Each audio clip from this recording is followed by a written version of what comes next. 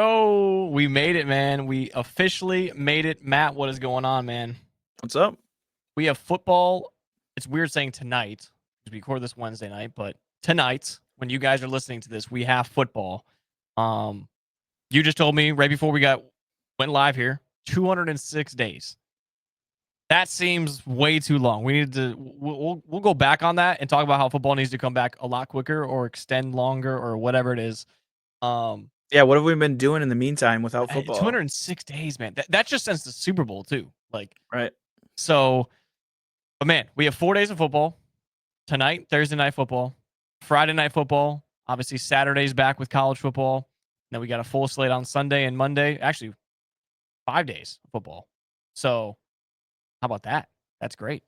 But yeah, man, I'm excited. We're just gonna, like we said last week, we're gonna go straight into these matchups, and that's what this episode is going to be about. That's what every episode is gonna be about. Is just breaking down the week of's matchups. So week 1 NFL matchups.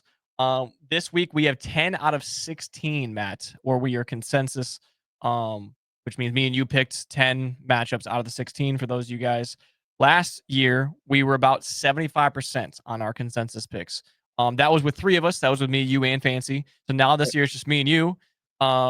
So me and you, it's definitely going to have a more of a wider slate of games. I feel like across the entire season, because me and you, I feel like pick about right here 12 out of 16, 10 out of 16. So we're gonna have a bigger field of play, if you will. So I'm actually pretty excited to see how we do. Yeah, and one of the interesting parts, kind of what we started to track, was after the first 5 weeks, because these first couple weeks are tough because new teams, new coaching regimes. How are guys going to be utilized? Yeah, we don't know, but you can kind of see the trends as we get through those first 5 weeks. So I think it was after week 6, that's where our numbers really started to improve. We started to see the trends. We were up to 81%, I think, as a consensus last year. Going into the last 12 weeks, then that's yeah. So yeah, I mean, we just dive right into it, man. We get to start with of course, your Eagles. That's right. We get to start with the Eagles on Thursday Night Football against the dog shit Cowboys. Here we go. You already got me riled up. The Micah Parsons list Cowboys. Yeah, the dude.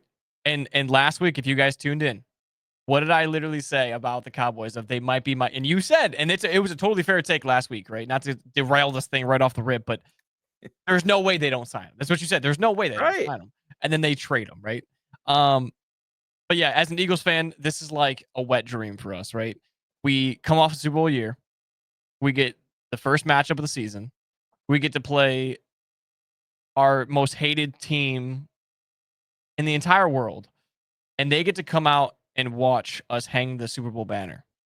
So obviously, every week I'm going to be taking the Eagles, but this week is going to be one of the best weeks of my entire life if the Eagles can come on top. And honestly, there might not be an episode next week if the Eagles don't come out on top, because that it's setting us up for the biggest failure, but it's also going to be the best feeling if it does work out. So that's my take on it. Is I'm excited. Obviously, the Eagles -7.5 favorites on that. I obviously just think they're a way better team. We don't know what the new head coach with the Cowboys is going to bring to the table, but I have to take my Eagles here. So absolutely, and I'm on board. Obviously, coming off a Super Bowl, you don't want to see that Super Bowl hangover, especially against your divisional right. It's weird. I looked at the slate and I see we've got, I think, 5 divisional matchups week 1. I mean, we're looking at 4 right here.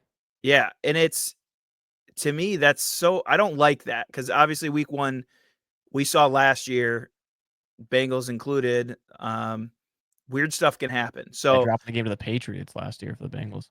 So I know that you and I are both like, instantly Eagles, obviously, and they're -7.5. I think it might even move, to 8.5.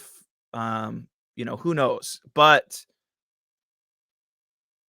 it's not this week. This week is not the one that something crazy happens with the Cowboys, just because Jerry needs to figure out what he's doing with that organization right now. Trading one of your franchise players. I get it. I know you signed, and which is rightfully so. You paid CD, and Dak a lot of money, but you got to pay somebody on the defensive side of the ball too, especially when you have a young superstar out of Penn State like Mike Real Parsons. talent. So It's a I think generational talent that you just let walk.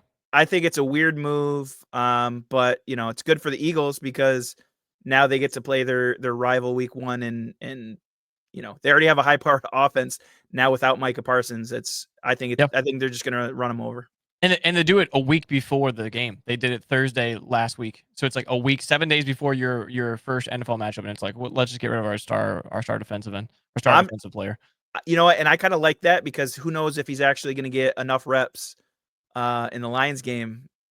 Okay. Oh, yes. Okay. That We're kind of colluding here. I didn't yeah. think about that. So That's a different mindset to have. I like So that. I love that fact that Okay. Yeah. I mean Only give him that 7 days to learn the playbook. I like it. yeah, that changes the Packers defense. But if he's not quite ready yet and he just gets a few reps, that's obviously that's better for Lions. Yep.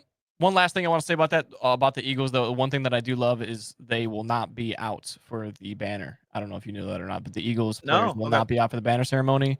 They said that they've already celebrated. There's nothing for them to be out there about this season. They're not Super Bowl champions. So I love that mindset of just like, that's great that they said it's for the fans. We want you guys to enjoy it and everything else, but it's not for us. We will not be attending it. So I love that mindset. It kind of just goes with the clean slate of just like new year, and it's we're not the reigning champions right now. We're just the Eagles, and we're 0-0, and so I love that. And and I thought I saw who's the Polynesian tackle? Jordan Mailata. So he had said something about that all the offensive lineman guys did. Yeah, so I love that. Like they all have that same mindset going Jalen Hurts effect. Going into this season, they're going to work. They want to prove themselves as this team. But obviously it helps with the confidence level that now you are a Super Bowl champ. Now let's go and do it again type of atmosphere. Absolutely. And then we have the Friday night game, which I completely forgot about. Like I knew there was a Friday night game. I just didn't think there was a like a out of state game this early. Like normally they wait a little bit, I feel like. But I guess last year, when I thought about it though, when I thought about last year, Brazil was Eagles and Packers, so it makes a little bit of sense. But we do have the Chiefs, Chargers. I will say I came close. I came real close. All right, so I want you to remember. I couldn't start off the first week though. I was like, "Fuck, man!" Like you told me you are never going against the refs and the Chiefs until it's proven otherwise. Yeah. That's literally on my sheet. I have every week refs, Taylor Swift proposal, Travis Kelce wins. That's literally what I have written down right here. So that's literally all that I have to give out. That's the only reason I'm taking the Chiefs. I understand the claim that you're going to make for the Chargers here, and I wanted to be on board with my Justin Herbert MVP take and everything else. But the refs will travel with the Chiefs, and that's just like who I'm going to go with, because it's just like I can't go Chargers week 1 against the Chiefs and then the Chiefs win, and it's because of something like that, and I watch it and I'll never recover. I'll never recover the whole season. So I just have to stick with the Chiefs. And I'm okay if they lose. Like, I'm totally fine with that. So, yep. So, hey, I think I'm gonna be right here, because I think for us to continue our trend of thinking that Chargers might have something special, turning around with Jim Harbaugh here, this year, they have to start 1-0.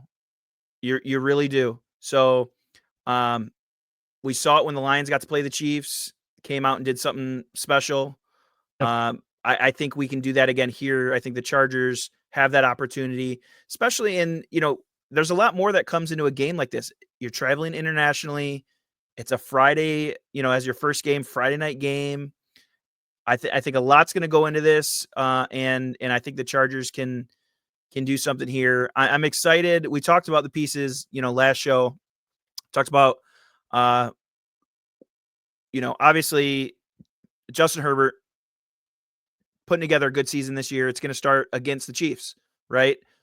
We saw all those games last year where what was that number to beat? Like, was it 20 points? That the Chiefs that we always brought. Oh yeah, they never scored 20 points or whatever in a matchup or something like that. Yep, and they were still able to win all these games. Yep. So I think the Chargers can score 3 touchdowns, 21 points, and come away with this. And you see the line at 45 for the over-under. So I think we might get that. What is that? 24-21. Right there. So Right, that margin that we talked about. Yep. yeah, so that's the margin, and I think I'm excited to see. You've got Hampton at running back, but Najee looks like he could be good to go. If Najee can also spell him a little bit, and get in there, he's that, at this point, almost a veteran back for him, to kind of show him the way. I think this offense can be the one that takes down the Chiefs week 1. Yeah, I don't disagree with you whatsoever. I think it's a big momentum game for the Chargers. And we just go right into the noon games or 1 p.m. Eastern games on Sunday. And before we even get into that, like what are we doing with red zone? I mean, what are we? This is the country that we live in now. We live in this terrible of a country that we ruin the one thing that we all love. This is what we couldn't have one last thing before they just took it away from us. Everyone's boycotting. I can't boycott it, Matt. I can't. I'm literally, they have me hooked. I don't care if there's a commercial every play. I'm gonna watch, and I hate it. I don't want to. What am I supposed to do? Get 8 TVs? So what am I supposed to do? So they're ruining the sanctity of red zone. They're putting. It hurt my soul hearing Scott Hanson. I think, now this is my hot take. I think it's going to be NFL Red Zone still. The commercials are going to pop up with the game is zoomed in, and it's going to be like that overlay out. Like, you know what I mean? It'll be like America runs on Duncan or something, you know what I mean, at the bottom of the screen, but it's still going to be like the game going on. It's not going to be like fucking middle of a touchdown, whopper. You know what I mean? Like, so it's going to cut into something, right? I agree. They're going to they're finding a way to make more money, right? And then obviously it's sell ad space. They've been doing it. I mean, maybe it's just subconsciously on the normal games. They've been doing a split screen where it's a commercial and the game still kind of running through. So they've been beating us down just a tiny bit to show those commercials while still showing the gameplay. Yeah. Maybe they'll do a quad box and then throw in an ad like quad box, one game progressive Duncan and Taco Bell. They'll do a quad box, but do ads too. And they'll find a way to make more money off of it. Still give us football, but at the same point, you're right. It's why ruin it? It's literally one of the coolest features. It's the one great thing we had. It really was. ESPN, go yourselves. Anyways, we're gonna derail the whole freaking thing because I'm upset. Anyways, but I digress. Sunday, we're gonna wake up and there's football, and that's all that matters, right? You have to wait a little bit. Hopefully, I'll be going into Sunday waking up with a win. But then we're gonna get into these games, and like you said, it's a lot of divisional matchups, which it's gonna be interesting because those offenses are typically a little bit slower. Defense, as we saw in college football last weekend, defenses kind of have that upper hand of being a little bit more prepared, being a little bit more ready than the offenses. Yep. So when these divisional matchups come up, this is really the worst thing that you can really get into if you're a struggling offense, right? If there's some unsure things, which leads me right into this Atlanta Bucks game. I went with the Falcons just because they're at home. Kyle Pitts, it's his season, Matt. It's his. It's this year, yes, right. We thought it was last year, right? And the year before that, we thought it was the year before that, and then the one before that. Yep. No, but this is his year. But Michael Penis plays golf with Kyle Pitts, and that's all that I needed to hear, right? They shoot like probably 90s and 100s together, and that's team chemistry at its finest.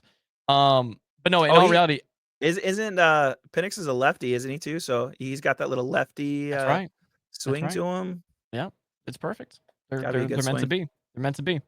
But yeah, I just love the way. I love Atlanta's offense. I really do. Bijan, Kyle Pitts, Drake London, Darnell Mooney. I think it's a fresh start for not only for Michael Penix to actually have a season where he's starting into, not just sitting behind Kirk for the little bit of time that he did last year, or most of the year really. But it's just a fresh start. It's a fresh start for Atlanta. It's a fresh start for him. And then when I look into it from the Tampa side, the thing that scared me is there's just a lot of question marks of like Like I saw Rashad White's on the questionable list. I saw, Godwin's he's definitely not going to play, right? So and we've always talked about Tampa, right? Their defense is kind of what really hurts them last. How many times did Baker throw? Just kind of like Joey B, not to this certain extent, but how many times did Baker lose throwing 300 plus, 3 touchdowns, 4 times last season? Fancy would nail it on the head of just like he just needs a little bit of help. That's the only thing that scares me just a little bit is this Tampa team. That offense isn't going to be clicking right away, and then Atlanta is a little bit better at defense in my opinion, and their weapons just pure talent, right? I mean, just the best running back in the game, one of the top talented tight ends in the game, and then you have another top 10, top 15 wide receiver. So that's just it made me bleed over to just the home field advantage, right? We talk about division matchups, and most of the time, at least in the NFC East for me, is you win that home game against them, and then you lose when you go travel, to their stadium. And so that's kind of what made the final decision for me. Yep. But we're in a dome. So I think That's right. it's a little less home field advantage in my eyes. What I'm looking at, obviously we've talked about Bijan Bajan. Dijon Mustard. That his year is this year. I think they're just going to keep feeding him. That sets up the young quarterback to then be able to go over the top, go to Kyle Pitts because it's his year. Drake London, but we've only seen him in, a handful of games so far. He's, finished out the year, maybe I think last 3 or 4 games. Right. And I think he dropped 2 or 3 of those, so I don't know that he has the confidence yet. So to me, I think it's going to be one of those things. He's got to get a couple more games under his belt before he can really get that offense rolling, which I fully expect them to be one of the top offenses when you have one of the number one options of a running back. But to me, when you have a young quarterback like that, it's going to take a couple weeks. And Baker Mayfield, we saw last year, he could do it right away. And he's, hopefully he keeps that going this year. And he just puts up his numbers that he did. I think he was in that, 4,000. I don't know if he touched 40 touchdowns, but I believe it was 38 when I looked into it. He threw 16 picks. That's what my next thing was. He was on the high turnover side. Yeah. So to me, I think Baker's ready. Baker talks a huge confidence level to his young guy, Mbuka. Yep. He loves that guy. He's talking him up, giving him all the confidence. And then obviously, I hope he does great. I play you week 1, and that's my flex. So I hope he does amazing. He probably will. Cut back to this next week when he has 30 points. Right. But then the last piece, and then we'll move on. But the last piece is Mike Evans. Just Mr. Consistent. You can throw to him 10 to 15 times. He's going to reel him in. He's going to get the yards. So if all else fails, he's got Mike Evans, and then obviously the young guy. So that's that kind of. This was a toss up. I would have almost been right there with you, but I lean towards the favorite, which is the Tampa Bay Bucks. Fair take.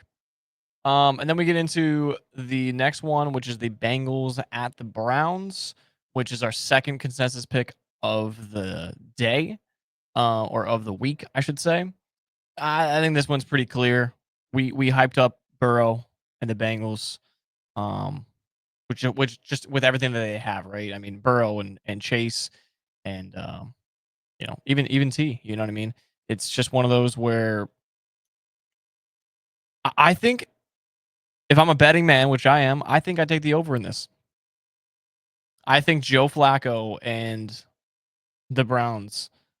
I mean, we saw him 2 years ago with the Browns, right? And when they went to the playoffs, and he was slinging the thing, right? I mean, we will just have a fun stat up here of how many passing yards he had and how many passing touchdowns he had in like 4 weeks compared to quarterbacks that had 12 weeks of games, right? And it was like he was up there with them. It was just like ridiculous. So I think I fully expected the Browns offense to be slinging it, especially on a pretty brutal Bengals defense that did not get any better in the offseason. But I think if you're the Bengals, man, you have to. They burnt us quite a bit last year on this pod. We took them very heavily a lot. So I think it's one of those things after, especially after last year, you have that shitty taste in your mouth of like, man, we really wasted a season between Chase Triple Crown and Burrow's MVP season and didn't even make the playoffs, you know. So they were in a situation where last week it came down to pretty much they needed the Chiefs to lose. You know, you don't want to be you don't want to be in that situation. You want to have control over that. And I think that slow start that they had it was the reason that they missed out on last season. So I think that this is a really as funny as it is, it's week one. I know we can sit there and say every matchup's important, but this one's really, really important. Absolutely. Yeah, it's almost I kinda have the same sentiment of, kinda like the Eagles game is it's almost like an automatic pick for the Bengals, but at the same time, um, with I love the connection between Flacco and Njoku. I love it. Cut to them little kids kicking their feet on the bench because if that connection keeps going, that's something special. Because whether you like it or not, Joe Flacco is a Super Bowl winning quarterback. Super Might it Bowl MVP. might have been from, what was it? 9 years ago? 10 years ago? When was that, right? It was far, yeah. It 17 it might have was been 17 um so it's not when you say, "Hey, go get me a Super Bowl winning quarterback," he they might did it. not be the one that's top of the list, but, they got one. They've got a veteran that, you love seeing kinda his revitalization of he's just gonna come out here, throw the football. Have He's out fun. here he's out here to have fun. I love seeing that connection between them. I think where the downside of Nick Chubb just absolutely shattering his leg. You've got, your running backs, Jerome Ford, young guy, Dylan Sampson, like, Judkins, I don't well, depending if he if he signs, right? signs or not, right? I mean, that's the question mark. I would love to have him, which we'll talk about one of the other, quarterbacks with a new team. If you have that stable running back position, I think the Browns could be a lot better team and put up a good fight. But right now, they don't. Yeah. So You kinda have to go Bengals here, but at the same time, I think a worse Patriots team beat the Bengals week 1. Like, worse than the Browns is what I'm trying to get at. So I think the Browns are a better team than the Patriots were week 1 last year. So I think it is one that you do have to be on the lookout of, like, the Bengals could start off, 0-1 just like they did last season. So hopefully that doesn't happen though. Then to the next games, you know, couple we have what 2 consensus, 2 against. So same thing yep. as the last one. Um, I'll let you go first here. The Dolphins against the Colts in Indy. You sided with the Colts. So run me down what you see in that. You got it. So this is kind of what I was alluding to. This is, you know, Danny Dimes with his new team, named the starting quarterback. Um, he's someone that now he's not used to this having a running back. You've got JT in the backfield. It really opens up your opportunities to throw the ball. So, a couple pieces that I'm excited to see for him is tight end position, Tyler Warren, absolute stud. I think he's going to have a great opportunity at the tight end position. And then we've talked about before. Take your pick of wide receiver. They're all kind of these, you're There's not your 4 of them, top. man. There's They're 4 not. of them. Yeah, they're not your top tier, right? I think they're maybe a tier 2, tier 3 type of picks, but they can all get it done. It can be Pittman, it can be Downs. Who's going to go over the top? Any of them. Who can go up the middle? Any of them. And Daniel Jones does have arm strength. Maybe it's his decision-making skills that, when you're just absolutely getting railroaded because you're getting pressured and you don't have enough time, maybe that's what it is. So to me, I think he's got a good opportunity here with a new team to try to get something done for the Colts. Yeah. I was on the Colts side the entire week. Just kind of the same thing with Danny Dimes just having that fresh start. We saw Sam Darnold thrive in a situation like that. Kind of a different, you're in a situation where are believed in. You get the starting job, right? Even though you weren't expected to. Same thing with Right. Sam Darnold last year, right? He wasn't expected to do that. Then JJ goes down, and then boom, right? And like you said, everything you said, I was all in board on Pittman, Downs, Alec Pierce, Adonai Mitchell, Tyler Warren, or Taylor. I think it's Tyler Warren, right? Not Taylor Warren, Yep. Tyler Warren. And then obviously JT out of the backfield with one of the best offensive lines, like top offensive line in the game. They Colts have always had a good O line. And then I was scrolling through Twitter, and then Oh, I found two stats that I had to go with the Dolphins because of. So sorry I didn't share with this with you earlier. all But right. Let's hear it. you sent the pick in. You were with the Colts, and I was like, I'm gonna go Dolphins. The Colts have not won a season opener since 2013, and Danny Dimes in home openers is 1-4. So that is on top of that. My hot take going into this season was Mike McDaniels was going to be the first head coach fired. You have to start off 1-0 because if you go 0-1, the spotlight is on you even more. So I'm kind of banking on him proving me wrong here. And then going against obvious, I couldn't read that stat and then feel good That's about fair. picking the Colts. Because I knew if I picked the Colts and then that happened the Dolphins win, I'd be like, dude, I literally saw the stat and I didn't go with it. But that's all that I have for it. I think the Dolphins have an explosive offense. It really is. So like it could be one of those games where can the Colts offense and Daniel Jones keep up? Like it can be one of those games. And in that sentence, I'm not confident with Daniel Jones being able to keep up with anybody. Yeah. So yeah, Fair. that's the breakdown of that one. This next one was tough for me though. This next one I flip flopped multiple times. Going into it, the Raiders at Patriots. You went with the Patriots. I went with the Raiders. My take on that: Pete Carroll and Geno kind of just really are on this tour of just like the NFL gave up on us, and we're not done. Like that's just simply what they're doing. They have two guys who are just game changers in Brock Bowers and Ashton Genty. Two young guys that'll be with them for a while. I think under Pete Carroll's coaching, I mean the world is just wide open for them to just dominate at that point, right? I mean, think about the running backs that Pete Carroll has had under his belt in his career. And honestly, the weapons that Geno has really aren't that bad. Jacoby Myers, they just signed Amari Cooper. They got some rookies there as well. So I don't hate it at whatsoever. It's kind of one of those situations where we have two. It's weird. Like when I was breaking it down, we have two new head coaches that are experienced head coaches. They're just Right. different titles, right? It's Pete Carroll versus Mike Vrabel. I love both head coaches too. So it's kind of it was very. I could make a case for the Patriots as easily as I can for the Raiders. I just think it's the Patriots to prove here, and I think like raw talent, the Raiders just have them beat offensively. And then obviously I told you like comeback player of the year, I had Max Crosby. So Yep. So as long as Pete Carroll has learned and he's got this big body back, and if he's on the goal line, he's going to just run it. yep, I think he's learned his lesson. Maybe, dude, that'd be hopefully. crazy. Fourth quarter, 13 seconds ago, Gino to dude, that'd be so crazy. Yeah. Just So relive no, it. that's kind of what I. Let me double check my notes because that's what I kind of had written down. Is basically it's a coaching battle. It's you've got these two. Who's ready first?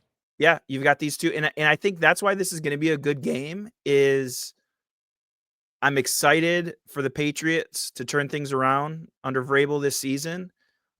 Starts here this week 1, but we now get to see, Pete Carroll, and can he still do it?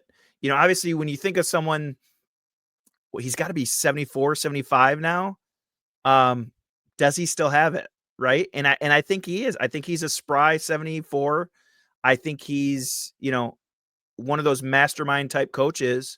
So when you've got these guys that, Brock Bowers, you've already seen the consistency. And then now you assume, we'll wait and see.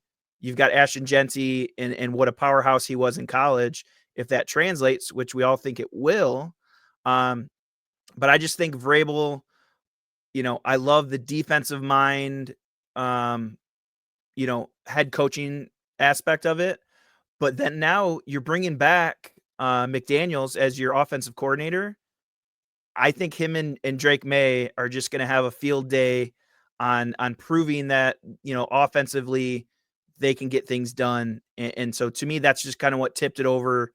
To me, in a toss-up matchup, I think that's kind of what pushed me in the Pats direction. Yeah, absolutely. And like you said, it's two defensive gurus going at it, and that's why that line is 43.5, one of the lowest ones we've seen.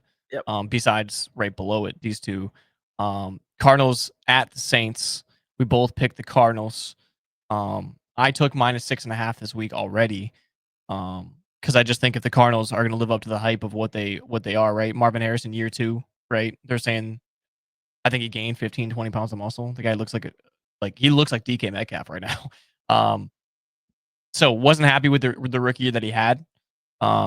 It's still kind of that in that situation of like Kyler's got to have a year. I mean, like it wasn't what he needed it to be last year, and that's kind of been the storyline of his career, right? He had one good one, and then it's kind of just been okay. Like it's kind of just been like it's flashes of it, and so I think this is exactly what you want if you're Kyler, if you're Marvin, if you're Trey, right?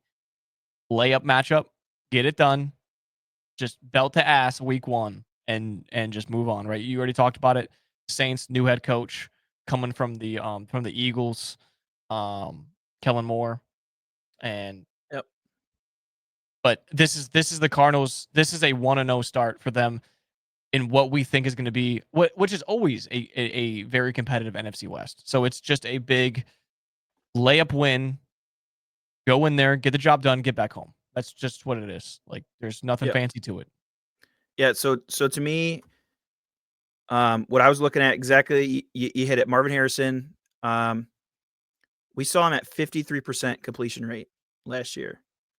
That's so bad, right? And a lot of those were on Kyler. It really was. So the talent's there. So you see that 53 is a low mark. So we better see improvement. But obviously they've got to been working to get those stats up because the targets were there sometimes. Just you got to catch the ball, right? And so obviously it's got to be delivered to you. So hopefully they work those kinks out. And then the second side of that is, how many times have we talked about it already? We're high on Trey McBride. He just needs to find the end zone. So to me, preferably not a rushing. True, yeah. So to me, you saw it the last 2 weeks of the season, he's getting in the end zone. I think they need to start that, especially against a Saints team like they have week 1. You get Marvin Harrison completion rate, you get those touches, even if it's just those short yardage, just literally get him the ball. Yep. But then when you're in the red zone, just keep targeting Trey McBride. He's going to get in the end zone. He's going to get that confidence, to be the tight end 1 or 2, like we kind of put him at. Yep. And I just wanted to look at it just because when we started talking about that, I wanted to see Trey McBride anytime touchdown score week 1, just to see like what it was, right? Because we waited so far. It's got to be one of those things where they have to be putting it into system of just like we're gonna get him going early, plus 200. So he's the 4th Cardinal on the list. So if you're a believer in Trey McBride this year, you might, might be a good little bet to start you off this week, or start you off on the NFL season. Then we have just such a funny matchup, with the Steelers at the New York Jets. Like just so much have happened between these two teams, like between each other, but also individually as organizations. Did the NFL set this up thinking they were going to have a storyline? That's why I just like, how does everything just work out that Rodgers is going back into MetLife week 1, which, knock on wood, we saw what happened 2 years ago. Do not let him carry the flag, right? But yeah, we both took the Steelers here. My take is simple. Jets just are the Jets. Today, as in Wednesday morning, they just had one of their best offensive linemen out for the season. Injury hurts the team, obviously. I'm not sold on Justin Fields being able to be the guy until he is the guy, especially in a situation where you're just set up for. If Rodgers cannot not have success, I'm just not going to bet on Justin Fields having success there. But transitioning to the Steelers side of things, I saw stats. Now I could be messing the numbers up just slightly, but the Steelers are like 17-2 in the last or 17-2 since Big Ben retired in games where their quarterback did not turn the football over. Well, guess what quarterback in NFL history has the lowest touchdown to interception ratio? Aaron Rodgers. So that got me kind of on the Steelers wagon a little bit of just like, okay, guy that can protect the football, get him down the field, right? I don't think we're going to see a 4K season out of Aaron Rodgers ever again, but I think he can be a game manager, and I think that's what they're missing. Because at the end of Big Ben's career, last 2-3 years, that's just what he was: gunslinger with field management. That's what it was. Like just a veteran that could go in there and not turn the ball over, like do the job. The defense is scary, like, and I think they're going to have Justin Fields very confused out there. Yeah, I like that assessment. I mean, when we look at 38.5, is that it's gonna be low. is that the offenses, not being able to do it, or the defenses, getting it done? Yeah. And I think it's a little bit of both. I think the offensive side is what's going to be lacking. It sounds like Aaron and DK are forming that bond, being roommates, for training camp. I don't know if you saw it. They can't flush the toilet after 10 PM or something, like DK saying, I did hey, not see that.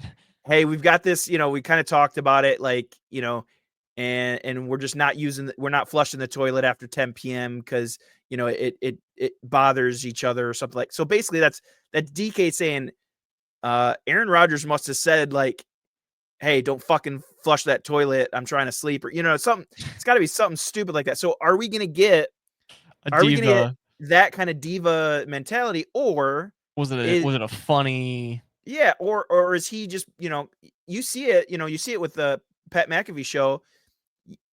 Aaron's kind of different. He's kind of out there, right? So is he trying to just have that kind of connection with DK, that kind of camaraderie? I don't know. But so Right. it could go one of two ways. Either they're going to have a great connection, or it's going to be a weird headbutt type thing.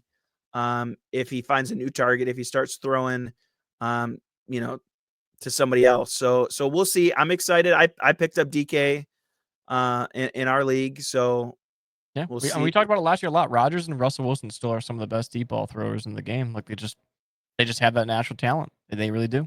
Yep. So, moving on to the next, we have I think two more basically like afternoon, and then we go into the later afternoon here. We are all consensus here, but one. Yep. The first one we'll go into is the Giants at Washington. We both went Washington, obviously. Washington -6. This one's easy for me. It's just I agree. better team. It's just better team. Until the Giants, I understand there's some hype around it. Their defense really is looking good, like it is. But we saw what Washington did last year, right? They even shocked somebody in the playoffs and made it to the NFC Championship. Unfortunately.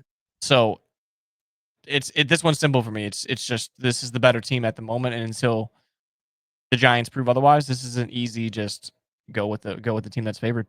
Yep. I'm excited to see if he can continue it. Yeah. Maybe Jaden Daniels slump year two. You never know with that sophomore slump, but I really think we saw some talent out of that first year. So I'm excited to see him keep it going. So I think that's a good one to have the Giants week 1. And let's see if they can just keep it going. Absolutely. Then we have Carolina at Jacksonville. This one was also a toss-up for me. I don't know if it was for you or not, but it kind of surprised me how much I wanted to go with Carolina. Just because with all the stuff that they're doing with that team.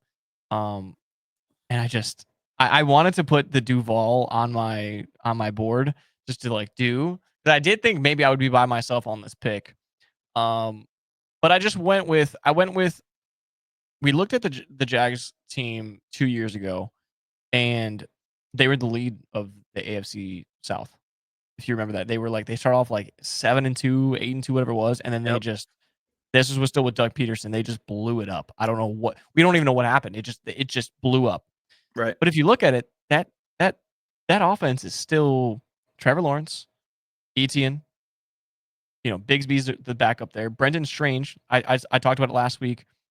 My hot take is he's going to end up being a top tight end this season if Trevor is going to use him the way he did with Evan Ingram. And we saw that when Evan Ingram did get hurt, he had like 14 catches the one game that he actually got to play. Yep. And they didn't go out and do anything, right? He's still tight end one. And then you got Brian Thomas Jr. coming off an amazing rookie season, and rookie wide receivers only get better in year two. It's literally proven that their second year as a wide receiver, they only get better. And then you have obviously the question mark of what are they going to do with Travis Hunter. But I just think everything's kind of lined up for them to have this win. But I think it is one of those things where, yeah, we did consensus take this together. But I there's a world that I see a lot of these matchups. I don't see the other side winning in our picks.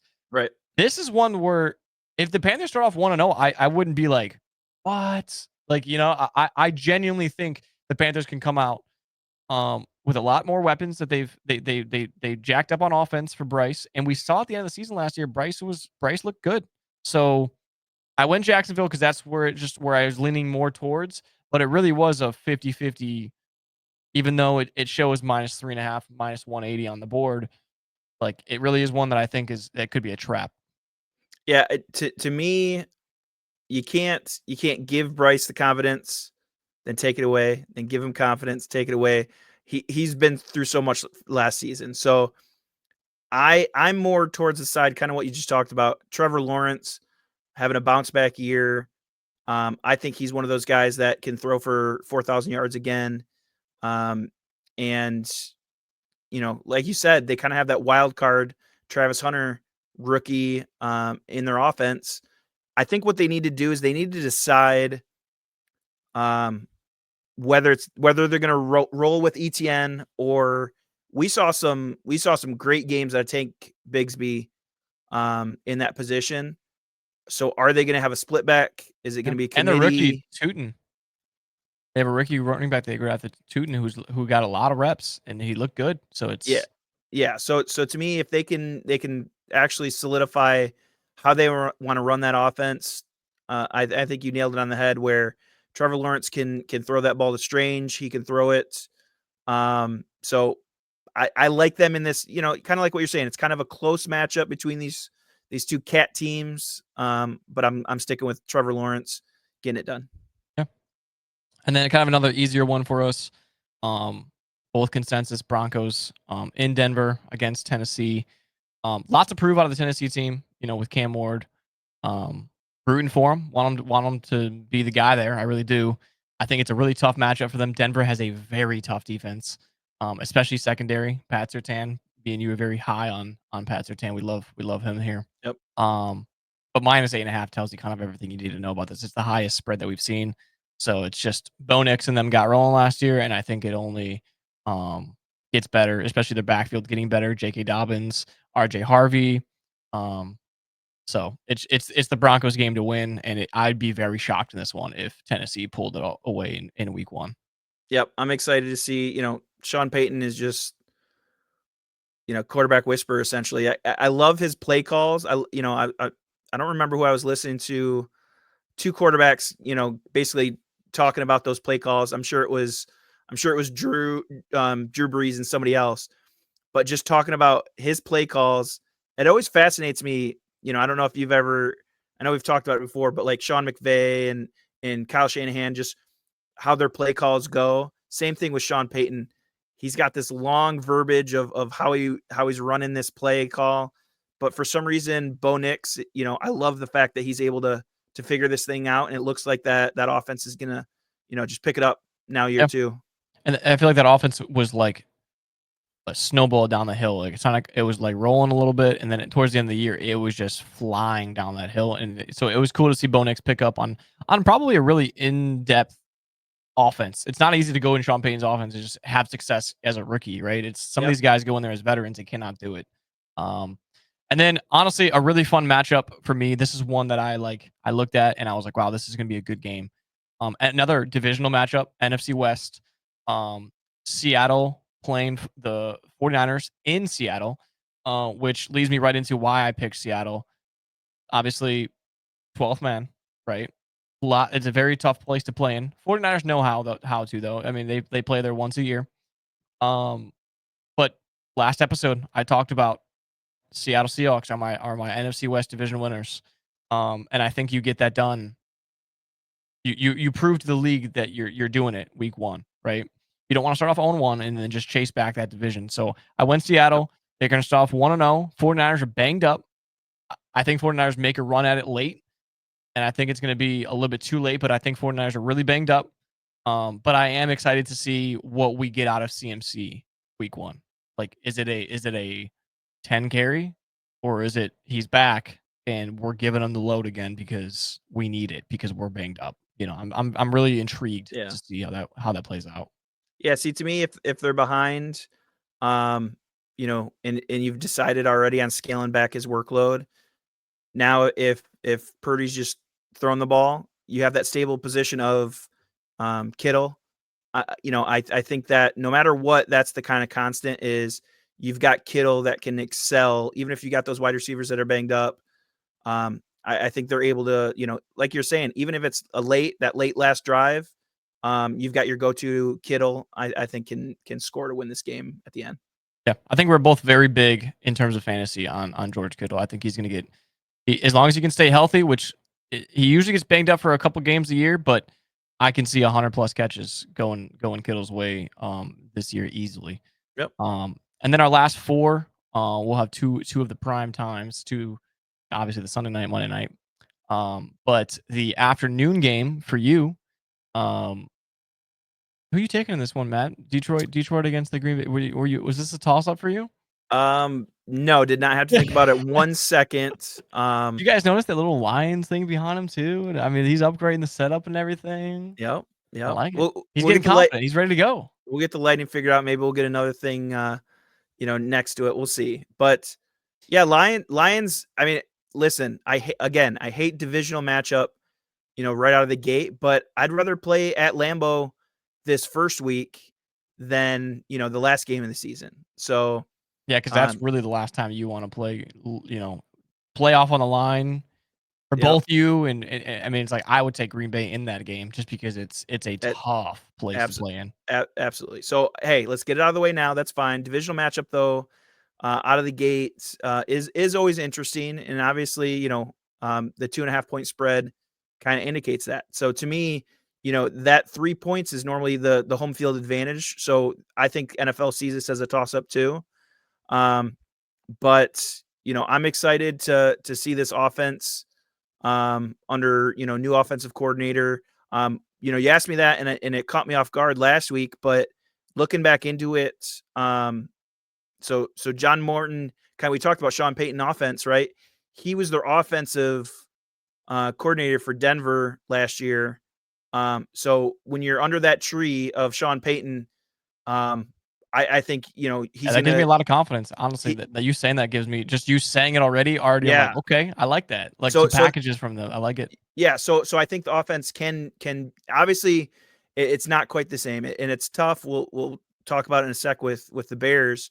It always tough under a new regime, but these pieces are the same, and if not the same, you know, you've got now the new rookie, Isaac Tesla, which is a kind of a cool, you know, new piece in the wide receiver position. But Gibbs, Montgomery, Laporta hopefully has a bounce back year after his sophomore slump. So I think here Lions, you know, start the division 1-0, taking down Green Bay. Yeah, I even loved the little tick you had earlier when we started with the Micah Parsons things. I actually do think that it does play a little bit towards you guys rather than playing them week 18 when he's the leader of the defense and he has 12 sacks and he's just dominant and it's scary. And I think it's something you guys will have to deal with at some point. But for right now, you know, I think I had to go Detroit here with you. I mean, I'm glad you're on board. Yeah, I'm on board. I think I think a lot of people, my take on this was a lot of people think because Ben Johnson and forgive me, what's the Aaron Jets Glenn. head coach? Aaron Glenn. That's always one I forget too. But I do think people are chalking this one up because they don't know the Lions that are going to come out and everything else. The pieces are still there, like you said, right at the end there. And what people tend to forget is last year with the Eagles, Kellen Moore came from the Cowboys. Before that, he's with the Chargers. And then we had Vic Fangio come down from Miami, come up from Miami, I guess. And we won Super Bowl that year. Right? You have the pieces.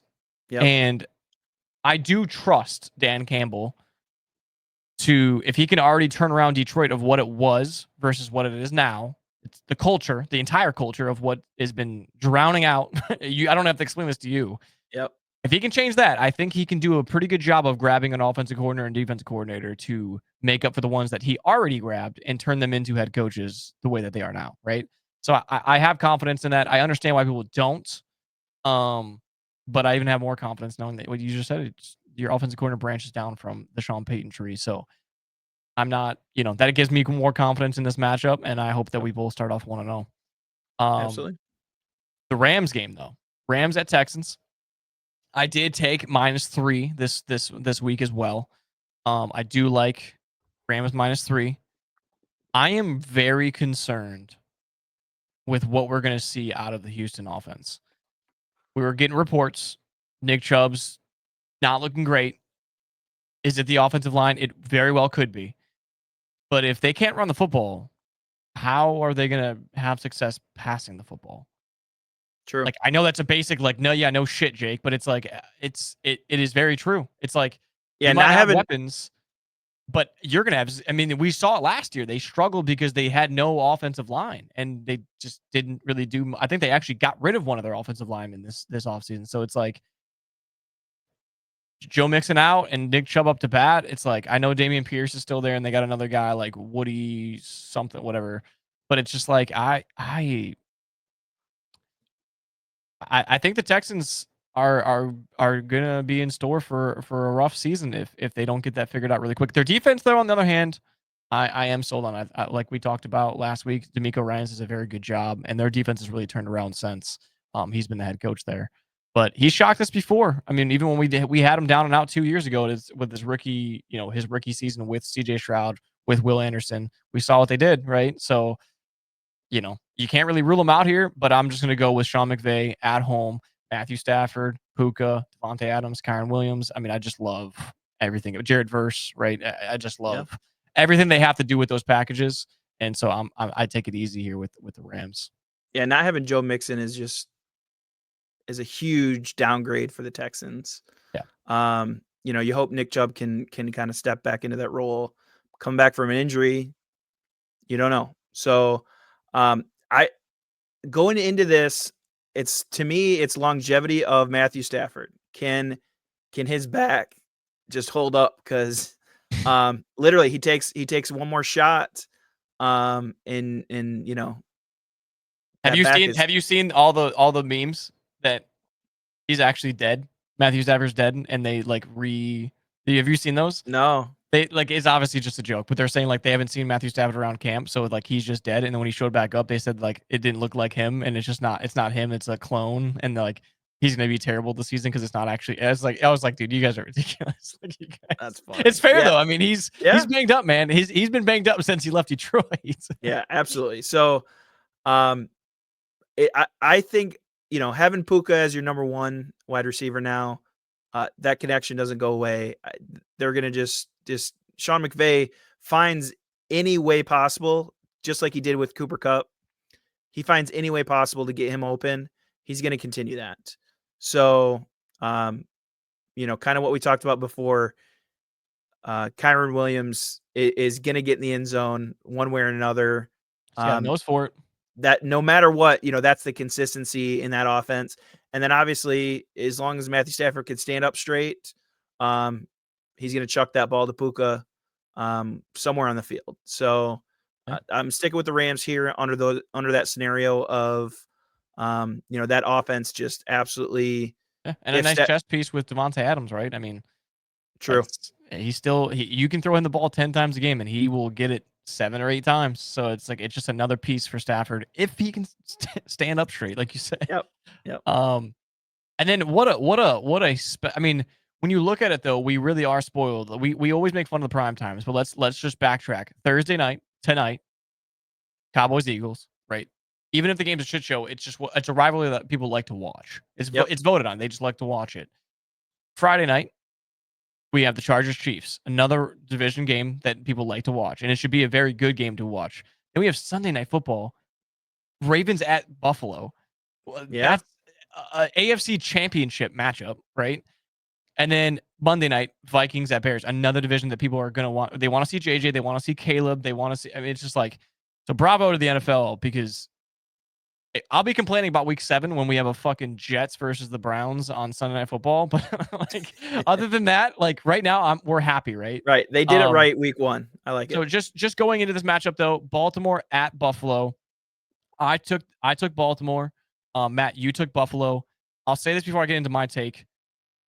My take, I can already know, is going to be your take on the Ravens, and then your take on the Bills is going to be my take on the Bills. So like, our names could be flopped around easily here because I know for sure you were looking at this like shit. Yeah, And this one's tough. I like your pick, and I'm sure you like my pick, and vice versa. Like, and listen, -1.5. This is, and I love the 50 and a half over under. Like they know that this is just going to be, the game I'm to going to watch. say right now, not to be Debbie Downer, but both offenses are going to come out looking like shit, and it's going to be like a 21-14 matchup, and we're going to be so disappointed. Like I'm calling it right now, No, but it's no, just the offenses aren't going to be ready yet, and it's just what's going to happen. Like I just have a feeling, but yeah, it like when we talk about that, I look at the offenses, and I really was disappointed with Buffalo on terms. I still have them being a favorite, right? Like in terms of just the season overall. You have Josh Allen MVP, but I was just really disappointed they just didn't go out and make a splash in terms of wide receiver, right? Like I yeah, just definitely. they have an entire core of wide receiver twos, just like Green Bay does, just like the Colts do, of Khalil Shakir, Keon Coleman. They just brought back Gabe Davis. I saw Like that. Yep. so it's a bunch of guys that I'm not saying they're not talented. It's just none of them are pure number one. And I'm not saying that Baltimore does, but when you just look at the way Baltimore's offense is just set up, it's so much more friendly to being like week 1. Like Lamar read option, Derrick Henry give him the ball 20 times. Like go ahead and stop it. Go ahead and stop Derrick Henry 20 times. Like Right. I just like that where like Josh needs to get going. He needs to work his magic. What is going to happen? I'm still unsure. Will the Bills win this game? There's a great chance at it. Like, but I was looking at offenses. I'm just like, I do kind of like Baltimore's defense a little bit better than Buffalo too. Like Baltimore went out and got a couple pieces. Like they have one of the best linebackers in the game, Roquan Smith. They went out and got another DB. So it's just like, but we're gonna be blessed with this matchup. This is gonna be such a fun matchup to watch early on. Like I said, it's a sneak peek at the AFC Championship. It truly is. Yeah, and I hope it's one of those games where, Sunday Night Football comes down to the wire. It's Just who gets, back and forth. Oh my and god. then it's who gets the ball last, right? It's who can go down and kick that field goal. 52 Or to 49. let's see it. I mean, that would be great. That's the type of matchup I expect out of them. But you're right. Week 1, you never know. Um, it's weird when you're kind of talking about that. I like the Bills. I like Josh Allen. I like the offense, but kind of what you're saying is Keon Coleman really going to be your guy that steps up? And is your wide receiver 1? That's Like they weird made it work last year, but at the same time, it's like it's weird to what? say though. Yeah. So, Yeah. obviously I still see, James Cook, speedy back, getting the opportunities. Oh, So absolutely. he can still get it done. Josh Allen still gonna push his way from 2-3 yards out if he has to get in the end zone. But then flip side, same thing. Derrick Henry's gonna run you over, just run you over because he's 3 times your size. Lamar again, he's gonna do that. I It's so funny. It's kind of like completely different, but the way Aaron Rodgers can do that play fake whether it's that, that play action where you don't know if he actually is handing the ball off or not. When Lamar does that read option and does kind of the same thing, That first move is always so deceiving. yeah. It's really good. Yeah. How do you stop? It's the same. It's the That's just same but different, right? absolutely.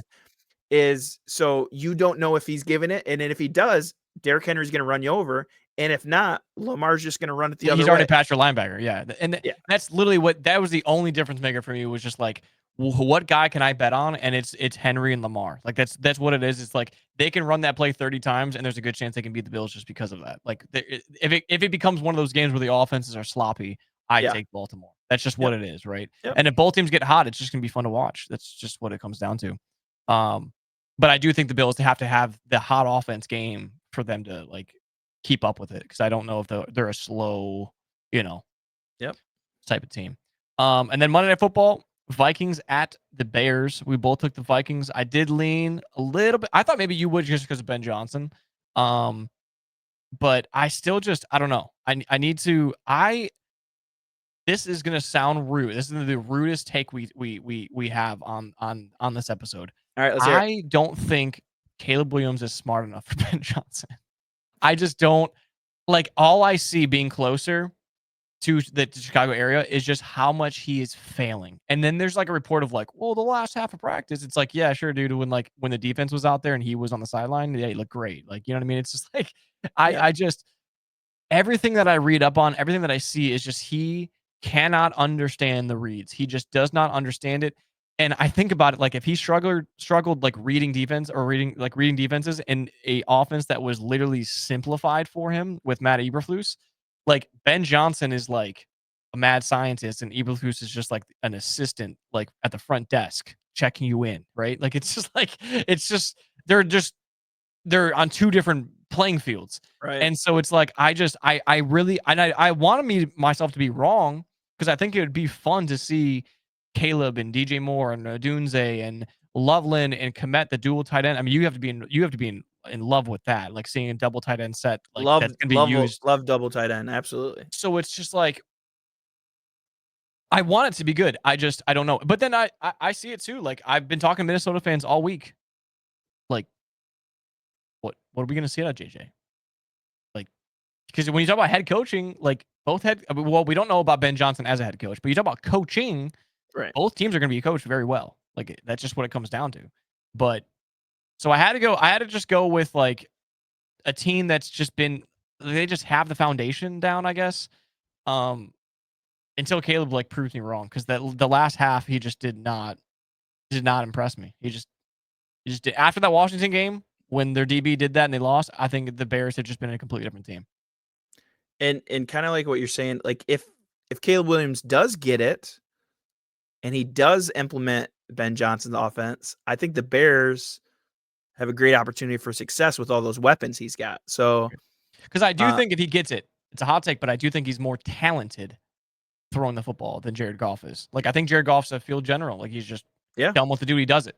But you have to have that mindset of understanding where to throw the ball to, and I don't think Caleb has it. Yeah, I'm on board with that. So for me, I really like Minnesota Vikings under JJ McCarthy. The potential, right? It's what we have to wait and see. But you've got JJ, you've got JJ, Justin Jefferson, you got TJ, so all these And AJ, Aaron Jones. there you go. So with those initials, I think the Vikings. I'm excited to see if it does actually, translate to, again, I talked about it before. I kind of count it as a rookie season. Technically, it's not his rookie season, right? But it's his first opportunity actually out there on the field, right? So I think I got to watch him win a national championship. I got to see him do it. University of Michigan. So I'm hoping for all the success that he's got, and I think he's got a great offense. Again, one of the best wide receivers in the league. If him and Justin Jefferson have that connection, Vikings are going to be a team to look out for. Yeah. one of probably the best situations you can go into as a quarterback. Like you walk in and you have Jefferson, Hawkinson, Jordan Addison, Adam Thielen, Aaron Jones, Jordan. It's just like, my Yeah. goodness. And then one of the best quarterback coaches. We've seen what he's done with Kirk. We've seen what he's done with Sam Darnold. Like, so it's going to be interesting. I think a lot of people are going to be a lot of critics are going to come out this week because there's a lot of matchups that are just be like, oh man, Caleb's he's a bust, or JJ's a bust if it goes one way, right? But one last thing we got for you guys. Well, first thing before we get to it, if any matchups you guys agree with, disagree with, we loved the comments last week. Seeing you guys comments that you watched the whole way through, that you wanted the podcast to be a little bit longer. This episode right now is going a little bit longer than what we anticipated, but a lot of it is breaking down, going more in depth with the names, because there's a lot of things all over the place. So once we get into week 3, week 4, week 5, it'll be cut down in terms of time. But feel free, if we're consensus, for example, the Rams or the Lions, and you think it's the other way around, dude, let us know. Put in the comments, explain. We would love to hear your guys' take on it. We love talking about sports. We might not always be right, but we're always down to hear the other side of things. That's why me and Matt, we'll never argue on the episode of who's right or who's wrong on a take, because I can understand what he's saying, and he 100% understands what I'm saying. So if there's ever a take that you guys have, we would love to hear it and reply back to you guys, and maybe even feature you on the episode with your comments. But the last thing we have for you guys is we do a TWR parlay, or the podlay, Podlay, yep. as we've been calling it. It's been a 3-leg the last 2 years we've done it, but now that it's just me and Matt, we're going to be doing a 2-leg. So we made this little graphic for you guys. The 2-leg parlay to start us off this season, and Matt, we're hitting it first week, right? Like we're Absolutely. Is we took the Steelers -2.5 and Chase Brown anytime touchdown. I'm gonna let you guys now down in the comments guess on who picked a touchdown score. I'm sure you guys have no idea who picked a touchdown score this week. But plus 197. Taking this on DraftKings. $50 wins basically $150. So if you guys want to tail with us or tail the pick with us, you're more than welcome to. Let us know if you guys do. Obviously, it'd be super cool if we can go, and get a little hot. We got a little hot last season. We went like a 3-4 weeks of hitting it back to back weeks. So that'd be really cool. But yeah, man, I'm just excited.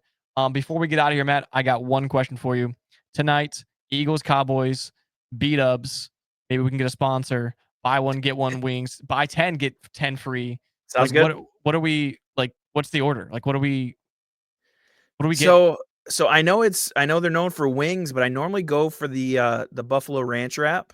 Okay. Is typically what I go for. But obviously, when it's like the buy one get one, Yeah. I typically go for the boneless, and just stick with mild. So you're just doing 10, 20 miles straight up. There you go. There you go. All right. I'm more of a 10 garlic parm, 10 lemon pepper, but I don't hate the mild whatsoever, man. Maybe, hey, you never know. Maybe we'll just B-dubs might send you a neon sign in the background, dude. I don't know. I mean, we'll just plug it every Thursday. It's no big deal. We only have like thousands of views, so Yep, whatever. not currently a sponsor, but I mean, It could be. we'll take on a sponsor if B-dubs wants to jump in here. All right, man. I'm excited.